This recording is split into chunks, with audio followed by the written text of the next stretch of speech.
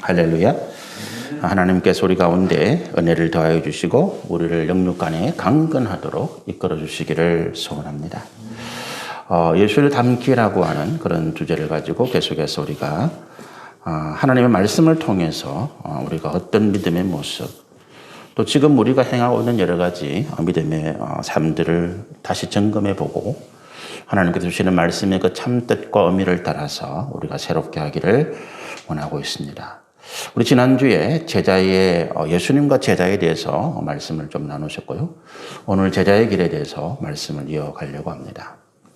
우리 지난주에 우리 마태복음 4장에 있는 예수님께서 베드로와 야고보 그리고 요한과 안드레라고 하는 예수님께서 택하신 첫 번째 제자들을 택하는 과정 가운데 있는 말씀을 통해서 우리가 예수님께서 제자가 어떤 목적을 가지고 택하시고 또 제자는 어떤 삶을 사는 것인가라고 하는 것들을 나누셨죠.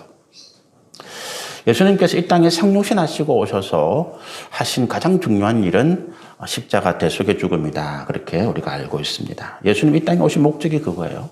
우리의 죄를 위해서 십자가에서 죽으시고 그리고 하나님의 힘을 증거하시고자 부활하신 것입니다.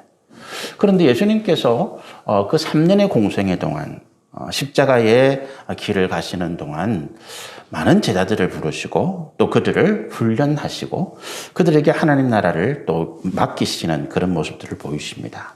그래서 이 제자를 세우는 예수님께서 제자를 택하시고 그 제자를 훈련하시고 세우시는 이런 모든 일들이 예수님께서 이 땅에서 계획하시고 행하신 또 다른 중요한 일이다라고 하는 거죠. 예수님의 사역, 십자가의 사역은 그 짧은 기간 동안 완성되어지고 그리고 예수님께 성천하셨지만 그러나 예수님이 다시 이 땅에 오실 때까지 예수님이 재림하실 때까지 예수님께서 계획하셨던 제자를 통해서 이루어지는 예수님의 일들은 아직도 계속 진행되고 있는 줄로 우리가 그렇게 믿습니다. 제자가 뭐 하는 사람이냐라고 이야기할 때 제자는 스승의 가르침을 받아서 그 삶에서 스승의 본을 나타내는 사람들이다. 우리 고린도전서 12장 1절에 보면 바울이 이런 고백을 해요. 내가 그리스도를 본받은 것처럼 너희는 나를 본받는 자 되라. 사도 바울이 완성형의 사람이 아니죠. 사도 바울이 이 땅에서 위대한 하나님의 일꾼이었고 많은 일들을 감당했습니다마는 그러나 그는 결점도 많았고 여러 가지 실수도 많이 한 사람이었습니다. 완성형의 사람이 아니.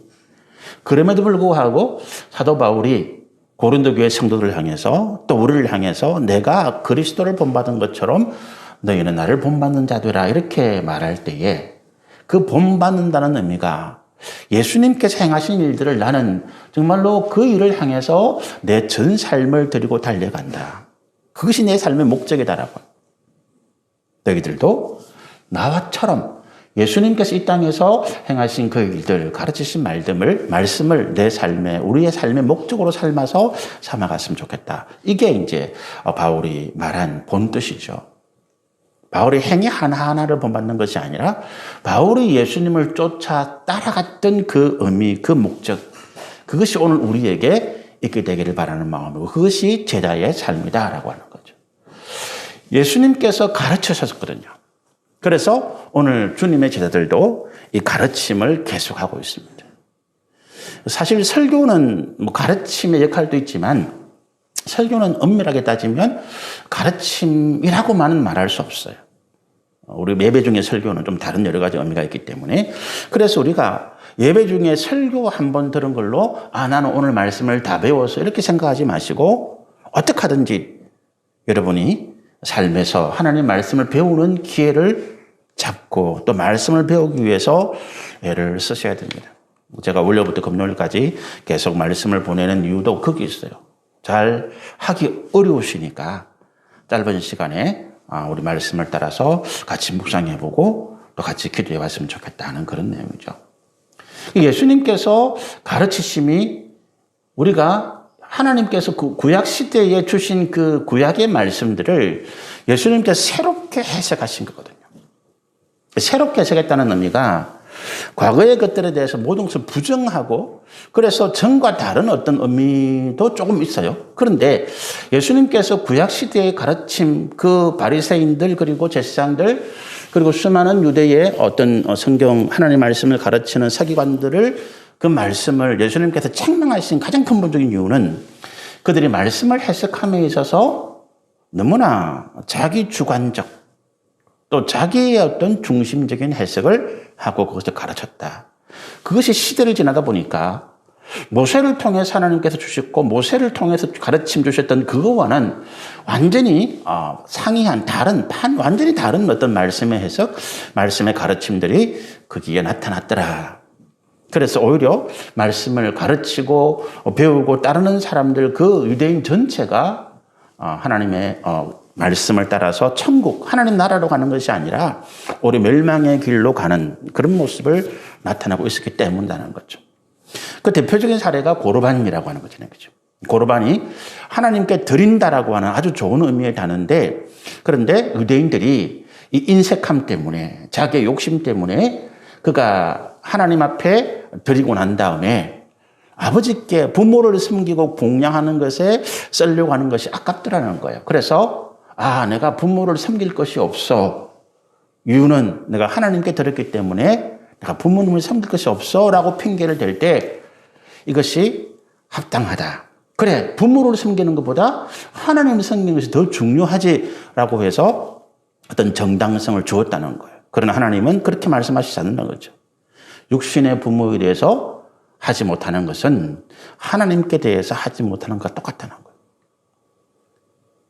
차라리 하나님께 드릴 것이 없다면, 부모에게 드릴 것이 없다면 차라리 하나님께 드리는 것을 부모님에게 드리더라도 그것이 믿는 자가 해야 할 일이라고 하는 거죠. 하나님은 우리의 믿음을 받으시는 거지 우리의 물질을 받으시는 분이 아니시기 때문에 그렇습니다. 우리가 하나님께 드리는 물질과 헌금이라는 것은 우리 믿음의 표상이지 그것 자체가 가치를 가지는 게 아니에요. 믿음이 없이 드리는 행위, 믿음이 없는 헌신은 하나님께서 굉장히 싫어하시는, 오히려 미워하시는 것과 같은 것이기 때문에 그렇습니다. 그래서 차라리 내가 부모도 섬겨야 되고 아니면 내가 하나님도 이렇게 헌금해야 되는데 이번 달에는 정말로 내가 수입이 없어서 다 하기 어렵다. 그러면 하나님께 드리는 것을 하나님 죄송합니다. 제가 이번 달에는 정말 제가 수입이 없어서 하나님께 드리지 못하고 제가 부모님께 드립니다. 하나님 이것을 오히려 기뻐하시더라. 그리고 그 마음을 주님이 아시고 우리 삶에 더 풍성한 은혜로 역사하실 것이다. 저는 그렇게 믿거든요. 그게 하나님의 말씀이에요.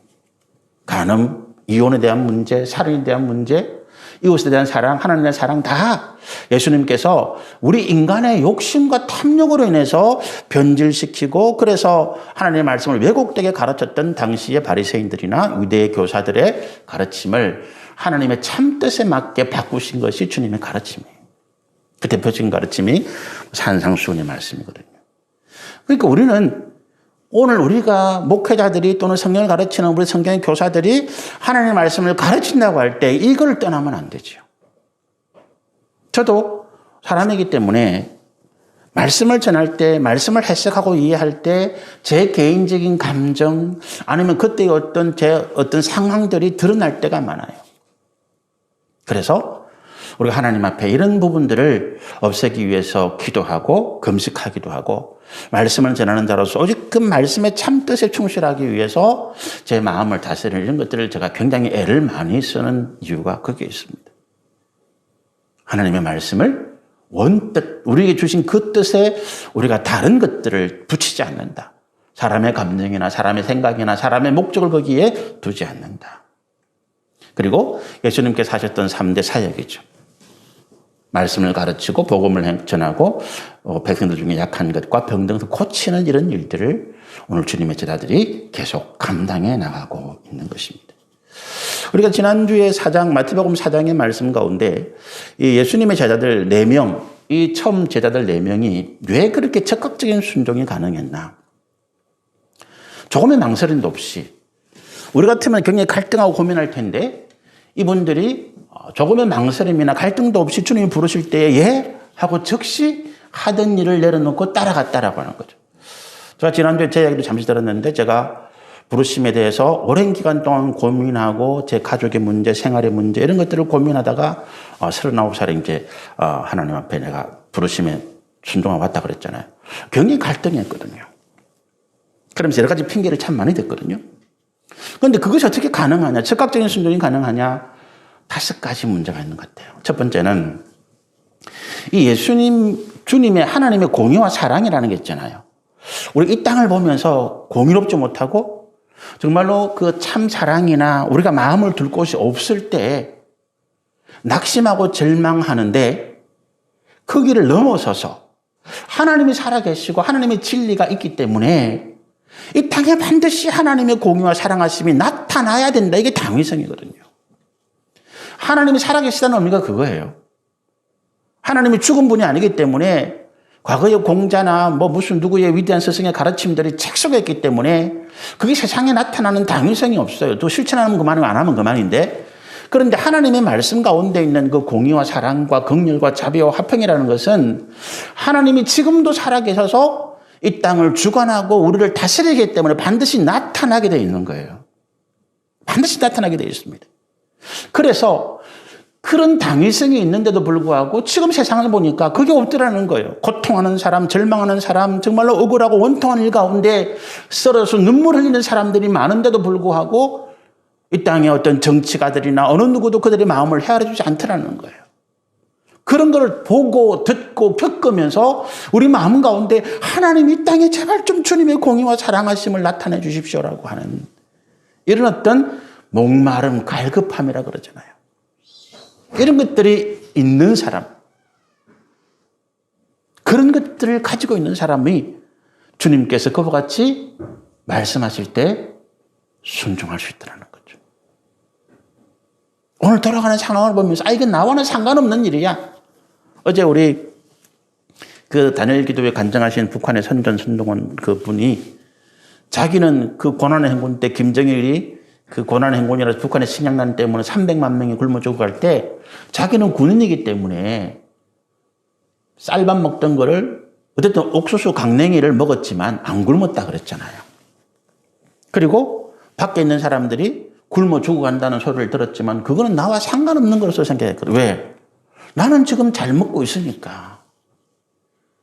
그런데 막상 자기 부모, 자기 형제의 죽음 앞에 그가 분노하고 좌절하고 배신감 때문에 그가 북한을 탈북하게 됐다. 그렇게 이야기했거든요. 여러분, 우리가 하나님의 공의와 사랑, 나는 지금 억울한 일을 안 당하고 있으니까, 나는 지금 평안하니까, 우리 집안에는 지금 일이 잘 되고 있는데 내 이웃 아니면 주변의 사람들이 당하는 고통 그건 나와나 상관없어. 괜히 휘말려가지고 내가 불편할 게 뭐 있어 라고 외면한다면 우리는 하나님의 공의와 사랑하심을 받을 자격이 없다. 나는 평안해도 내 주변에 내 이웃들에게 이 나라 민족 가운데 그런 아픔과 고통이 날마다 들려오잖아요. 날마다 들려와요. 뉴스를 보면 날마다 들려와요. 그걸 보면서 하나님 이 땅에 하나님의 공의와 사랑하심이 반드시 있어야 되겠는데 주님 나타내시고 역사해 주십시오. 그 갈급함과 그 소망함이 있는 사람들은 주님께서 그와 같이 역사하실 때 순종할 수 있더라. 두 번째는 말씀드린 것처럼 이 땅에 그 하나님 나라와 그 의가 반드시 이루어질 것이라는 믿음이죠. 왜? 하나님 말씀 가운데 약속하셨고 또 그 말씀을 이루시는 분이 하나님이시기 때문에 그 하나님이 살아계심을 믿기 때문에 우리가 그 믿음의 확신 가운데 순종할 수 있더라. 그리고 좀 이게 조심스러운 말씀인데 지금 현재 우리 어쨌든 목회하고 또 교회가 운영되어지고 우리 안에도 그런 모습들이 있잖아요. 그런 것들을 보면서 이게 하나님 말씀과는 좀 어긋난 것 같다. 저도 요즘 다니엘 기도를 보면서 좀 불편한 마음이 참 많아요. 은혜는 맞는데 좀 불편하다. 그런데 왜 그게 불편할까? 제가 생각해보고 기도하는 가운데 지금 우리가 코로나 시대 이전과 코로나 시대 이후를 나누는데 코로나 시대 이전의 어떤 신앙의 모습들로 다시 돌아가자. 이건 아니다. 그건 아니다. 코로나 시대 이전에는 우리는 그냥 육신의 평안과 내 삶의 어떤 은혜 그리고 고난 가운데 내가 벗어나는 하나님의 어떤 능력 이것들을 구했는데 코로나 시대를 겪으면서 우리가 교회가 목회자들이 또 우리 성도들이 반성하고 회개한 것이 뭐냐 하면 우리가 너무 교회 안에만 있었구나라고 하는 거거든요. 세상과 담을 샀고 교회가 세상의 빛과 소금의 역할을 감당해야 되는데 세상으로 가라 했는데 교회는 오히려 담을 쌓고 근무를 높게 짓고 교회 하나에만 평안을 이야기했다는 거예요. 세상과 상관없는. 그러다 보니까 여러분 주변에 어떤 사회에서 지역사회를 여론을 이끌어가고 또 그렇게 해서 봉사하고 이런 분들 보시면 뭐 이게 뭐 지역단체 이런 게 있잖아요. 지역의 어떤 단체들. 거기 가보면 목사님들 한 사람 없어요. 교회 다니는 분들 찾아보기 힘듭니다. YMCA, YWCA가 기독교 단체인데 거기에 들어가 보면 정작 교회를 나오는 사람들은 10분의 1도 안 됩니다. 불교 신자, 뭐 이단, 뭐 하나님을 알지 못하는 이런 사람들이 와서 봉사하겠다고 와 있다고요. 근데 정작 지역사회 이웃을 위해서 섬기고 봉사해야 될 교회, 목사님, 성도들은 거기에 관심이 없다고요. 어떻게 하면 우리 교회에 많은 사람들이 모이게 할까? 교회 근무를 짓고 여기에만 관심을 가졌기 때문에. 그래서 여러분 거기에 대한 어떤 불만이라기보다도 어떤 우리가 이래서는 안 되겠다라고 하는 안타까움이죠. 그런 마음을 가지는 거죠. 그런 마음이 있을 때 주께서 우리 가운데 참된 사역의 모습들을 보여주시면 그게 순종할 수 있다는 거죠. 네 번째가 그런 마음을 가지고 있는 사람은 사도 바울처럼 사도 바울이 그 빌립보스의 3장에 이렇게 이야기하거든요. 하나님, 나는 주님께, 나는 예수께 발견되어지기를 원한다. 바울이 예수를 만난 다음에 하나님을 위해서, 예수님을 위해서 이 복음을 전하고 하나님께 쓰임받고 싶은데 아무도 자기를 인정해주고 자기를 받아주지 않습니다. 저 사울? 저 교회 핍박한 사람인데? 저 사울 저거 예수 믿는 사람 잡아다가 감옥 가둔 사람이잖아. 뭐 저거 괜히 교회로 위장으로 들어와가지고 우리 교회를 넘어뜨리려 하는 거 아니야? 이런 생각들을 가지고 있었다는 거예요. 그 간절한 마음 가운데 바울이 뭐라고 기도하는가 하면 나는 예수 안에서 발견되어지기를 원합니다. 예수님 나를 좀 써주십시오라고 하는 거예요. 좀 써주십시오. 내가 잘났어가 아니라 내 안에 이런 갈급함, 내 안에 이런 주님을 향한 열망, 하나님에 대한 어떤 믿음, 그리고 이 땅을 향하신 하나님의 은혜를 내가 체험하고 뼈저리게 느끼고 있는데 나는 도대체 뭐 하나라고 하는. 그래서 하나님께 쓰임되고 싶다는 그 어떤 마음이 있을 때 주님의 부르심에 순종하시더라. 마지막으로 포기하지 않고 끝까지 기다리는 거예요. 여러분 중국의 주나라 무왕이죠. 주나라 무왕과 더불어서 그 은나라라고 하는 나라를 고대 이야기입니다. 중국의 은나라를 멸망시키고 주나라를 세운 그 사람이 우리가 잘 알고 있는 강태공이라는 사람입니다. 주나라 무왕과 더불어서 강태공이라는 사람이 없었다면 그게 불가능했던 일이거든요. 강태공이 많은 사람을 알고 있습니까? 이 태공이라는 게 낚시꾼을 이야기하는 거거든요. 이분이 80년 동안 80세에 이르기까지 그 자기가 시골 어떤 중국의 시골에 살고 있는데 그 자기 동네로 흐르는 큰 강도 아닌 조그만 강에서 낚시를 하고 있어. 그 낚싯바늘이 곱게 펴진 바늘. 그 사람들이 이상하잖아요. 저 노인이 맨날 나와서 낚시를 하는데 낚시는 고기를 한 마리 못 잡아. 보니까 낚싯바늘이 곱게 이렇게 펴 있다는 거예요. 고기가 물어도 걸리질 않는 거지.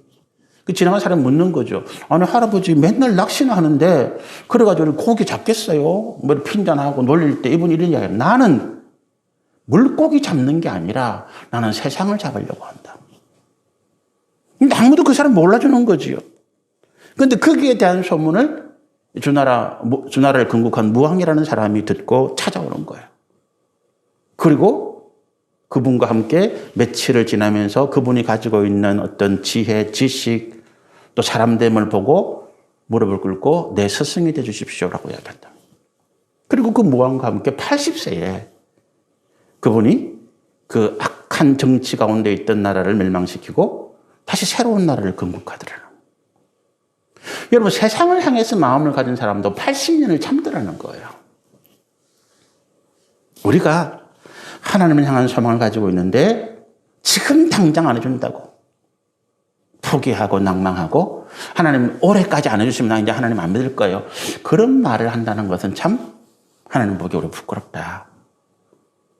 하나님은 창세기 지금까지 우리를 기다리셨는데 또 계속 기다리실 건데 그래서 포기하지 않고 끝까지 믿음으로 인내하는 자들이 주님의 부르심 가운데 순종할 수 있더라라고 하는 것입니다.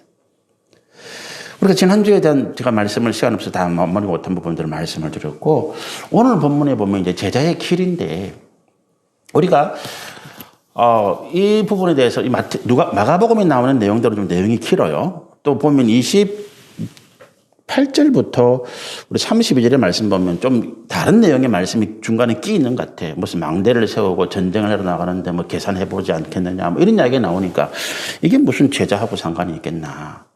근데 이게 제자하고 관련이 있는 말씀이에요. 우리가 잘 알고 있는 누구든지 나를 따르려거든 자기를 부인하고 자기 십자가를 지고 나를 따를 것이니라. 이 말씀은요, 마태복음 16장에 있어요. 베드로가 예수님을 나의 주, 나의 하나님, 주는 그리스도시요 살아계신 하나님의 아들이십니다. 이 고백을 한 다음에 예수님께서 자, 이제 십자가를 지러 가자라고 하는 순간에 탁 돌변해가지고 예수님을 탁 막았잖아요. 그리고 주님 못 갑니다. 예수님 십자가를 지다니요. 그게 말이 됩니까? 하나님의 아들이 이 땅에 와서 왕이 돼야지 무슨 십자가에 죽는단 말입니까? 못 갑니다. 딱 가로막을 때 예수님이 사단아 내 뒤로 물러가라. 너는 나를 넘어지게 하는 자로다 말씀하시죠. 그런 다음에 주신 말씀이 누구든지 나를 따르려거든 내 제자가 되려거든 자기를 부인하고 자기 십자가를 지고 나를 따를 것이다. 이 말씀을 하셨는데 우리가 마가복음의 오늘 본문은 상황이 조금 다릅니다. 구체적인 상황은 조금 다르지만 그러나 똑같은 내용인데 25절에 수많은 무리가 함께 갈새 예수님을 따라서 어디로 가느냐 하면 지금 이제 예루살렘으로 가자 하는 거예요. 자, 이제 예수님께서 예루살렘을 가시면 이제 왕이 되고 이제 우리는 예수님을 따라갔으니까 이제 우리는 높은 자리 한 자리씩 차지한다. 그래서 사람들이 막 예수님 따라갑니다.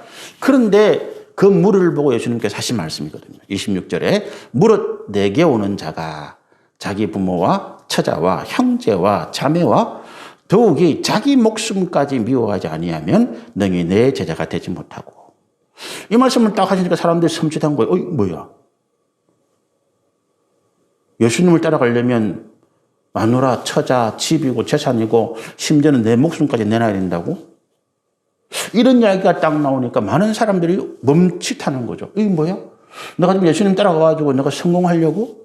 내가 높은 자리 가려고? 내가 내 마누라, 내 자식, 내 가족들을 더 잘 먹이려고 내가 하려고 하는데 그게 안 된다? 그러면 가야 되나 말아야 되나 얘기죠. 이게 마태복음 16장에 나와 있는 자기를 부인한다라고 하는 이야기거든요. 그리고 우리 27절에 누구든지 자기 십자가를 지고 나를 따르지 않는 자도 능히 내 제자가 되지 못한다. 이게 자기 십자가를 지고 나를 따르라는 말씀이에요. 그러니까 마태복음 16장에 있는 자기를 부인하고 자기 십자가를 지라는 말씀이 좀 더 구체적으로 설명되어 있는 부분이 이 마가복음 14장 부분이다라고 하는 거거든요. 자, 그러면 예수님께서 우리에게 두 가지, 순종은 5가지 아까 말씀드린 그런 조건이 될 때 내가 즉각 순종할 수 있는데 그런 마음으로 즉각 순종하려고 났었는데 예수님이 이상한 말씀 하셨단 말이에요. 야, 나를 따르려거든 너 다 버려야 돼. 네 생명까지 내놓아야 돼. 자기 부인이라는 그 앞에서 그냥 자기 부인이 뭐야? 내가 나를 부인한다? 이게 뭐야? 나는 없단 말이야? 나는 필요 없어? 나는 아무것도 아니야? 뭐 이것까지는 이해가 돼요. 저도. 주님, 우리는 맨날 그렇게 고백하잖아요. 저는 아무것도 아닙니다. 저는 무능합니다. 저는 부족합니다. 이런 고백은 맨날 해요. 근데 이게 구체적인 실체가 없어. 그렇잖아요. 굉장히 추상적인. 여러분, 우리가 신앙은요, 우리 믿음의 가치들은 추상적인 이야기가 아니에요. 깨알같이 하나하나 우리 삶 속에 나타나고 실천할 수 있도록 주님께서 아주 구체적이고 명료하게 주신 거거든. 하나님 말씀이 어렵습니다라고 하는 분들이 참 많습니다. 말씀이 어려운 것이 아니라 내가 내 삶의 상황을 붙잡고 있다 보니까 이 말씀이 내게 다가오지 않는 거예요. 어제 제가 극동방송 소망 기도를 같이 아래 인도하면서 어떤 분이 초신자인데 내가 하나님의 말씀을 잘 순종하고 싶습니다. 이런 기도 제목 올렸어요. 그래서 제가 참 칭찬을 했거든요. 야, 내 초신자 때는 이런 모습이 없었다. 그런데 이분이 자기를 초신자라고 밝히고 내가 신앙생활을 잘하고 싶은데 하나님 말씀을 잘 순종하고 싶습니다. 어떻게 하면 좋겠습니까? 기도해 주세요. 이런 나왔는데 얼마나 좋은 기도 제목이냐 칭찬하면서 제 경험, 제가 왜 그렇게 오랜 세월 동안 방황하고 돌아다니고 고통하고 왔다 갔다 하고 그렇게 했었느냐? 이 말씀을 내 상황 가운데 끌어올려고 했다. 아전인수. 하나님 말씀이 쭉 흘러가는데 내 눈에 물들려고 하나님 말씀을 내 상황 가운데 끌어왔다는 거예요.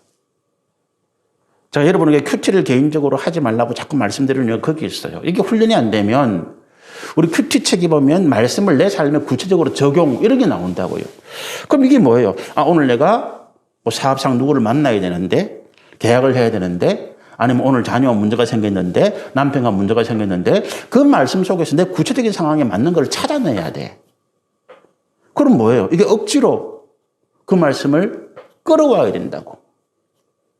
이게 우리가 하나님의 말씀을 왜곡되게 하고 내 어떤 생각, 감정을 가지고 잘못 이해할 수 있는 굉장히 어려운 문제거든요. 하나님의 말씀을 쭉 흘러가요. 그럼 우리는 어떻게 돼야 돼요? 그 말씀을 따라 같이 흘러가는 거야. 가다 보면 암초도 만나기도 하고 뭐 여러 가지 문제, 폭포도 만나기도 하고 떨어지는데 근데 하나님의 말씀이 폭포에서 떨어지는 거야. 내가 지금 고난 가운데 어려움 가운데 견디라는 말씀이 나와. 그럼 어떻게 해요? 견디는 거지. 우리가 하나님의 말씀을 따라간다는 것, 우리가 하나님의 말씀을 순종한다는 그런 거예요. 내 문제를 해결하기 위해서 하나님의 말씀을 끌어오는 게 아니에요. 내 문제가 해결이 안 돼. 나는 어려움이 가중되고 있어요. 그럼에도 불구하고 주의 공의와 선하심을 나타나기 위해서 내가 그 길을 계속 가는 거야. 계속 가는 거예요. 그러다 보니까 하나님께서 은혜로 내 삶을 만져주시더라는 거지.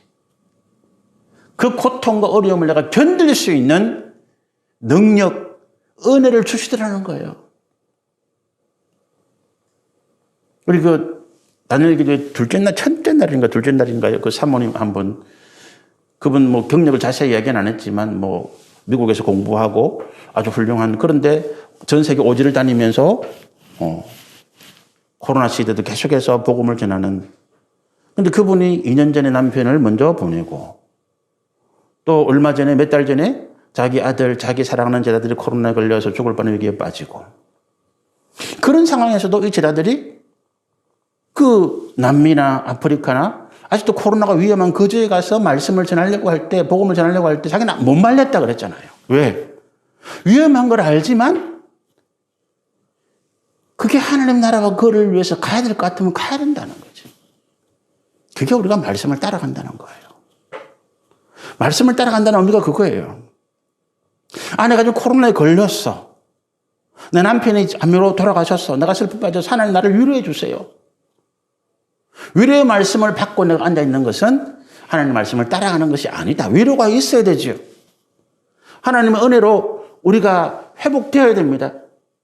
그러나 주의 말씀을 따라간다고 하는 것은 그것과는 다르다라고 하는 것이요. 자기 부인은 그런 거예요.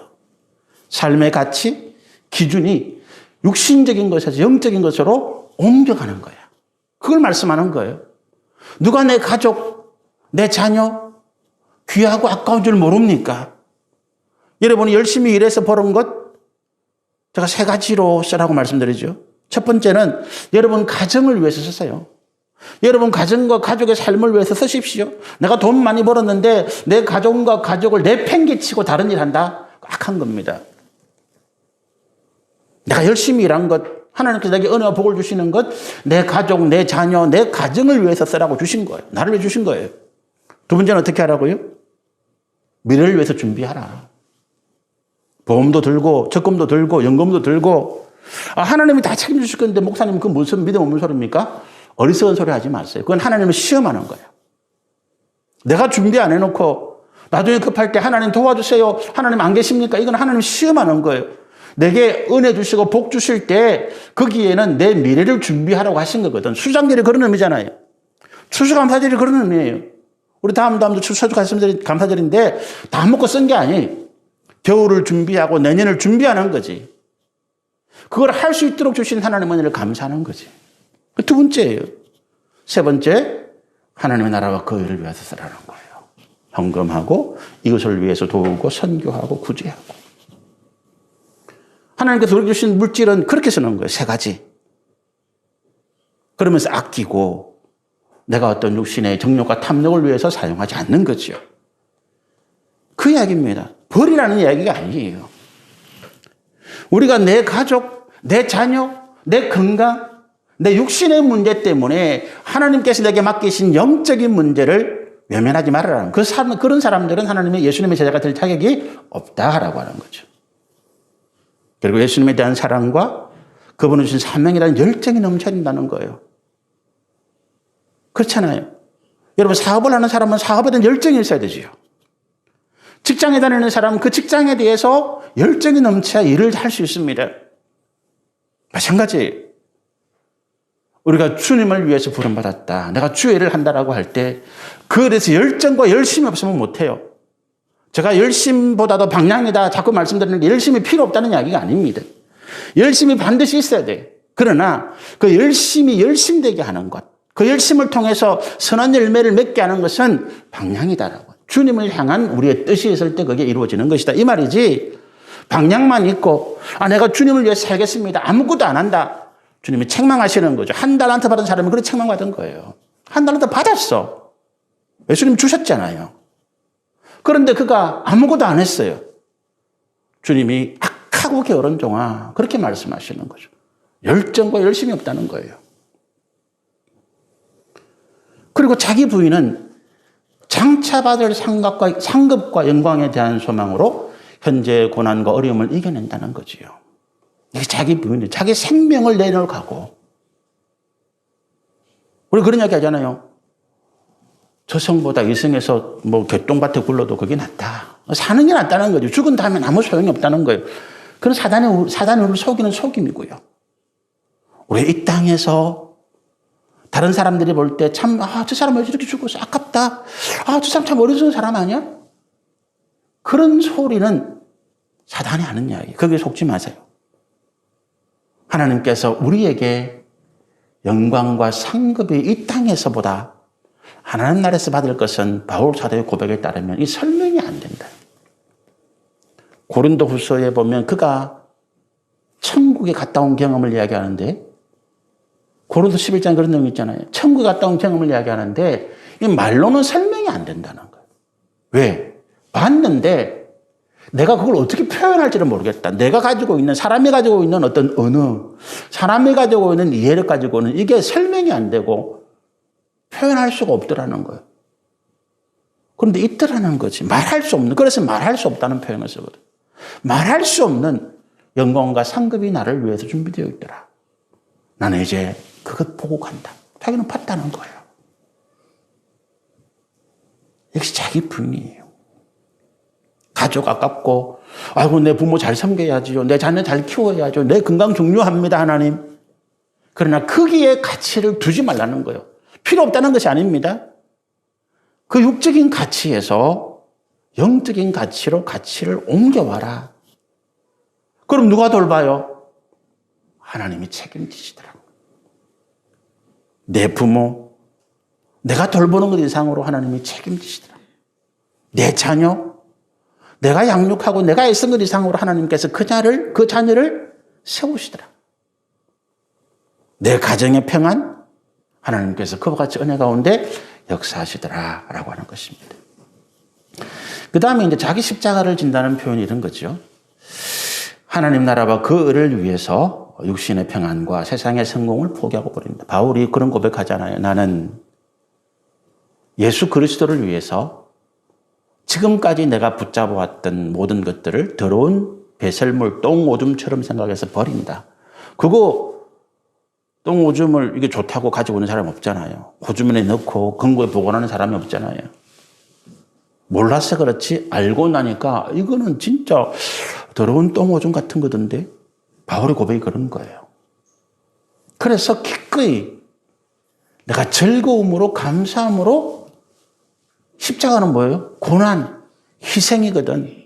나를 위한 게 아니에요. 그죠? 십자가는 나를 위한 게 아닙니다. 온전히 세상을 위한 것이고 아직 구원받지 못한 하나님의 사람들을 위한 것이고 하나님 나라를 위한 거예요. 십자가 나를 위해서 지는 사람 없습니다. 그러나 그것이 왜 가능하냐? 그걸 깨달았기 때문이더라라고 하는 것입니다. 우리가 28절부터 32절에 이 이상 말씀 두 가지 들어가 있잖아요. 이 망루를 세우는 사람, 뭐 건물을 하나 세우는 사람이 이거 계산해야지.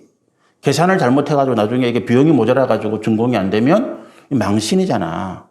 일도 안 되고 돈도 손해보고 이게 일은 안 되는 거고. 또 전쟁하러 나가는데 이번 전쟁에서 내가 이기겠나 지겠나 내 군사가 얼마고 어떻게 하고 이거 못 헤아리면 그 왕은 왕이 아니야. 이런 이야기인데 이게 우리 제자의 삶과 무슨 의미가 있느냐? 헤아리라는 거예요. 우리가 목회하시다가 중간에 그만두신 분 참 많아요. 그래서 저는 그분들을 비난하지 않습니다. 제 동기들 가운데도 신대원을 같이 졸업한 동기들 가운데도 한 30명 정도 우리가 210명이 졸업했는데 그중에 한 30명에서 40명 정도가 지금 목회를 안 하세요. 뭐 학원도 하고 아니면 택시도 하고 뭐 다른 일을 많이 하세요. 근데 그분들을 우리가 비난하지 않습니다. 왜? 자기가 끝까지 이 길을 가는 것이 아니다라고 생각을 한 거거든. 근데 포기하고 후회한다 이거는 문제가 많죠. 포기하고 난 다음에 이것도 못하고 저것도 못하고 그래서 운다. 이거는 참 문제가 많은데 내가 가보니까 이 길이 아니더라. 내가 그때는 열정에 그때는 내가 뭐 하여튼 뭐 주변에 권유에 그래서 내가 뭐 마음이 붕 떠서 이렇게 왔는데 해보니까 이거는 내가 할 일이 아니더라. 그렇게 해서 방향을 바꾸었다? 그거는 저는 합당하다고 봐요. 그렇잖아요? 근데 우리가 그걸 계산 못하고 어렵다, 힘들어서 포기하는 분들, 그래서 후회하고 이런 분들이 참 많더라고요. 그거 하고 나니까 괜히 그거 했어, 내가. 뭐 괜히 내가 목사한다고 설쳐가지고, 괜히 성관 설쳐가지고, 내가 재산 충나고 내가 지금까지 뭐 이렇게 말하는 분들이 들어 있습니다. 그분들에 대한 이야기예요, 이게 지금. 우리가 믿음으로 살겠다. 내가 뭐 내 직장도 버리고 내 사업도 버리고 내 가정도 버리고 오직 주님 이렇게 말하는 분들이 간혹 계세요. 그분들에게 예수님 하시는 말씀이에요. 야, 네가 정확하게 계산을 한번 해봤어? 앞으로 너에게 어떤 일이 벌어지고 앞으로 너의 가정이나 네 삶에 어떤 일이 벌어질지를 네가 알고 있는 거야 이야기예요. 야, 네가 지금 그렇게 말한다고 해서 내가 너에게 꽃길을 줄 것 같아? 아니라 예수님 그 말씀이거든요. 그거 아니야. 네가 나를 위하여 내가 주님을 헌신하겠습니다. 주님의 나라와 그 일을 위하여 내가 열심으로 믿음으로 살겠습니다. 그렇게 작정하는 순간에 그때부터 내 앞에는 고난이 10배, 20배, 100배 기다리고 있어. 네 재산, 네 건강, 네 생명을 다 잃을지도 몰라. 어쩌면 네 가족이 다 뿔뿔이 흩어질지도 몰라. 그래도 네가 가능하겠어라고 하는 거예요. 그 질문에 예라고 대답할 수 있어야 시작해라는 거예요. 제가 가끔 드리는 말씀이 주님 제가 헌신하겠습니다. 은혜 받아서 결단하고 앞으로 주님을 살겠습니다. 그럼 우리는 어떤 생각을 하는가 하면 내가 이렇게 헌신하고 결단했으니까 이제부터 주님이 나에게 꽃길을 열어주시겠구나. 제가 그렇게 생각했어요. 이렇게 어렵게 결단해서 목회했는데 이렇게 다른 사람이 하기 싫어하는 제가 이 개척을 제가 모든 걸 다 던져서 했는데 이제부터 하나님이 나에게 뭐 부흥, 성공 이걸 열어주지 않겠나. 천만의 말씀입니다. 다시 17년 넘었는데 오늘 그래도 열 몇 분 계시네. 지난주에는 3분 들었다고 예배를. 앞으로도 뭐 우리 교회가 그러면 예수님 하나님께서 뭐 정목사 수고해서 앞으로 이 교회가 1000명, 10,000명 되게 해줄 거야. 저는 그런 생각 안 해요. 제 그릇이 하나님 요만큼입니다. 이거 만족한다는 거지. 몇 쪼그라들어서 뭐 2-3명 남아도 하나님 저는 크기에 감사하고 그분들이 집중하겠습니다. 왜냐하면 제가 17년, 16년, 15년, 적어도 한 10년 이상 제가 부흥, 성공을 위해서 막 달려가다가 깨달은 거거든요. 하나님이 내게 약속하신 것이 그게 아니었구나. 이게 내 욕심이고 내 야망이었구나. 하나님을 내 욕심, 내 야망을 이루는 도구로 내가 사용했구나. 그걸 깨닫는데 제가 목회하고 10년이 걸렸다고요. 그 안에 제 가정은 막 목회 때문에 넘어진 게 아니고 제 욕심 때문에 갈등, 싸움, 제 아내하고 몇 번 이혼하자 갈라서자 그러고 뭐 내일 도단기를 가자 그러고 아이들이 막 힘들어하고 그게 제 욕심 때문이었다는 거예요. 이제 하나님은 꽃길 열어줘야 되는데. 그럼 맨날 제가 제 아는 이야기에게 조금만 참아봐. 이제 하나님이 곧 부흥해서 이제 당신 고생 끝 행복 시작이야. 근데 예수님이 그렇게 말씀 이게 아니라는 거예요. 야, 그게 아니야, 지금. 내가 너에게 꽃길 열어주지 않아. 네 꽃길은 천국에 있어. 너는 지금부터 내가 걸어갔던 그 고난과 가시밭길을 같이 걸어가야 될 건데 너 각오가 돼 있냐? 라고 하는 거예요. 그렇게 해도 네가 후회하지 않을 자신이 있어? 라고 하는 거예요. 나중에 나 원망하지 않을 거지 이거예요. 그 말씀이 지금 이 두 가지 예를 든 거예요. 건물을 짓는데 네 예산이 얼마고 일이 얼마나 힘들고 건물 하나 지으려면 굉장히 고통스럽잖아요. 전쟁하러 나가는데 준비가 되어 있냐는 거지. 준비가 안 됐으면 아예 시작을 하지 말라는 거예요. 시작 안 한다고 예수님이 뭘 하지 않습니다, 여러분. 목사 안 됐다고 내가 사업 다 버리고 내가 직장 버리고 학교 버리고 내가 주님만 따르겠습니다. 이거 안 했다고 예수님은 우리를 책망하지 않습니다. 아, 이거 봐라. 내가 실컷 은혜 복줬지만 이것도 은혜도 모르고 이렇게 말씀하지 않습니다. 우리의 사명은 어디 있다고요? 내 삶의 자리가 사명지라고 그랬잖아요. 지금 여러분이 직장 다니고 사업하고 학교 다니고 가정에 있는 거기에 하나님의 사랑과 공의를 나타내면 그게 여러분의 사명지예요. 그런데 오늘 이 제자에 대한 얘기는 좀 달라요. 자기의 전 삶을 하나님 나라와 그 의를 위해서 헌신하겠다는 거지. 쉽게 얘기하면 목회자, 선교사 아니면 일반적으로 하면서도 나는 직장 다니지만 나는 수입 필요 없고 나는 거기에서 오직 전도만 할래. 이런 마음을 가지고 계신 분. 나는 사업하지만 사업 나는 돈 버는 거 관심 없고 나는 주변 사람들 전도만 할래. 이런 마음을 가진 사람들이 오늘 주님이 말씀하시는 거예요. 그거 생각하지 마. 사업도 잘 되고 물질도 복받고 전도도 잘 되고 이 생각을 하면 안 된다는 거예요. 우리가 하는 그런 거, 야, 내가 열심히 믿고 복받고 내가 잘 되고 또 내가 헌신하면 좋지. 그러면 이게 좋은 게 아니라 이 가치가 서로 충돌하고 있다는 걸 우리가 몰라서 그래요. 육신의 소욕을 쫓는 자들은 영의 소욕을 거스르고 영의 소욕을 쫓는 자들은 육신의 소욕을 거스른다. 갈라디아 5장의 말씀이거든요. 성령의 은사, 성령의 열매를 이야기하면서 예수님은 그렇게 말씀하세요. 육신의 생각을 따르는 사람들은 성령의 생각을 따를 수가 없다. 내가 이 땅에서 화려하고 아름답고 거창하고 뭔가 이런 거를 따르는 사람들은 겸손하고 낮아지고 섬기고 희생하는 위계과는 좀 다르다. 그럼 그거를 주장하는 사람들에게 예수님 하나님이 야, 이것들아 정신 차려라 이렇게 말씀하시지 않는다. 그 나름대로 또 주님께서 인도하시는 길이 있어요. 그렇잖아요. 그래서 우리가 대통령 되고 국회의원 되고 장관 되고 이런 사람들을 부러워할 필요가 없다. 그분들은 그분 나름대로의 삶이 있다는 거예요. 거기에 따른 책임이 있고 그러나 주님의 어떤 책망이 있고 주님의 어떤 받으실 영광이 있다는 거죠. 그런데 우리가 겸손하기를 원하고 낮아지기를 원하고 희생하기를 원하고 섬기기를 원하면서 내가 세상에서 높임을 받겠습니다. 이거는 전혀 다른 생각이다라고 하는 거예요. 이거는 양립이 안 돼요. 두 개가 같이 있을 수가 없어. 그럼 목사님 저는 사업하는데 그럼 제가 사업에 대해 성공하는 걸 버려야 됩니까? 제가 그 말씀 드리는 게 아닙니다. 그죠? 그 기도하십시오. 그렇게 해서 돈 많이 벌어서 또 사업이 잘 돼서 어려운 사람들을 고용하고 또 그분들과 함께 예배하고 하나님 은혜를 나누고 또 많이 벌은 수입을 가지고 하나님 나라에 쓰시라니까. 그게 또 거기에 있는 하나님의 뜻이 있다는 거. 그거 자체가 비난받고 그거는 덜 중요하고 야, 너 그거 포기하고 예수님 따라가 이게 아니라고 하는 거예요. 내가 십자가를 지고 나를 부인하고 예수님이 가신 그 희생과 고난의 길을 가려고 작정했으면 세상에서 평안한 것은 좀 멀리 해야 된다. 그거는 기대하지 말라는 이야기예요. 그걸 기대하고 따라가지 말라는 이야기입니다.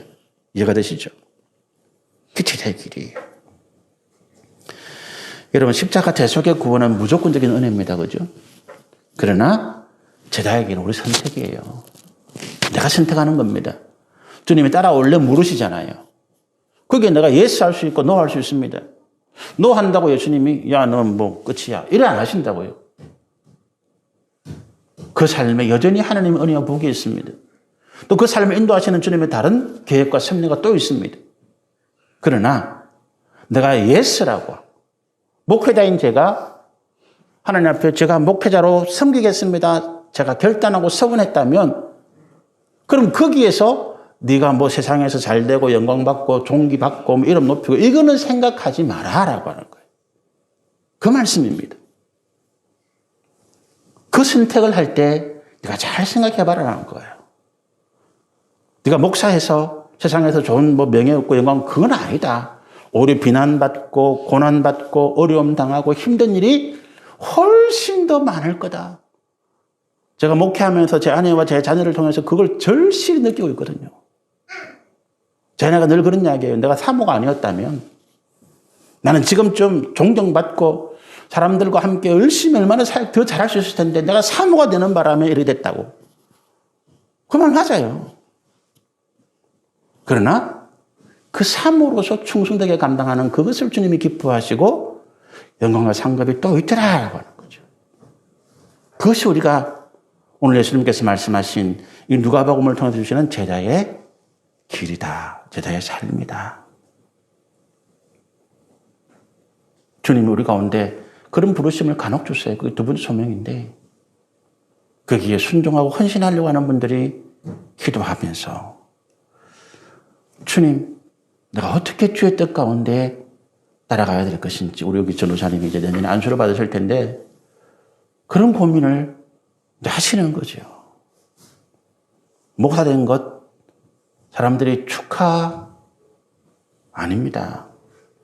서울에 어느 권사님이 정말 기도 많이 하시고 은혜와 복을 많이 받은 권사님이 자기 아들이 엄마, 아빠 내가 신대원 가서 목사 되려 하니까 하나님 앞에 통곡했다 그랬잖아요. 왜 하필 우리 아들을 불러가십니까? 저 많은데 하나님 우리 아들을 왜 불러가십니까? 그 권사님이 통곡했다.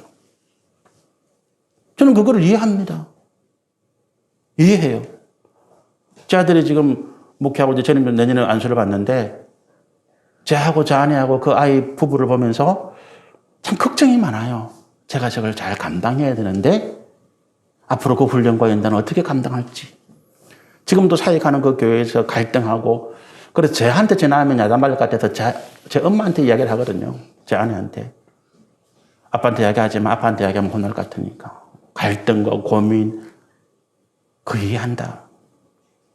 그런 과정을 겪어서 하나님 쓰실 만한 믿음의 일꾼이 되더라는 거예요. 마찬가지입니다. 시간이 많이 지났지만 제가 오늘 이 말씀을 마무리하려고 합니다. 주님 부르실 때에 우리의 선택이 세상의 것을 바라서 주님을 따라가는 것 하나님께서 인정하지 않습니다. 그것이 아닙니다. 십자가의 길이고 자기를 부인하는 길입니다. 그리고 이 가운데 특별히 하나님께서 부르심 가운데 있는 분들이 있다면 그 마음을 가지시고 또 그렇지 않고 하나님 나는 뭐 그냥 평범하게 나는 그냥 이렇게 하나님 섬기며 신앙생활 하고 싶어요. 그것도 주님이 기뻐하시는 일이에요. 믿음의 길은 하나님께서 각자에게 주신 믿음의 분량대로 또 믿음의 분수대로 우리 가운데 이끌어 가시는 주님의 역사인 줄로 그렇게 믿습니다. 우리 기도하겠습니다.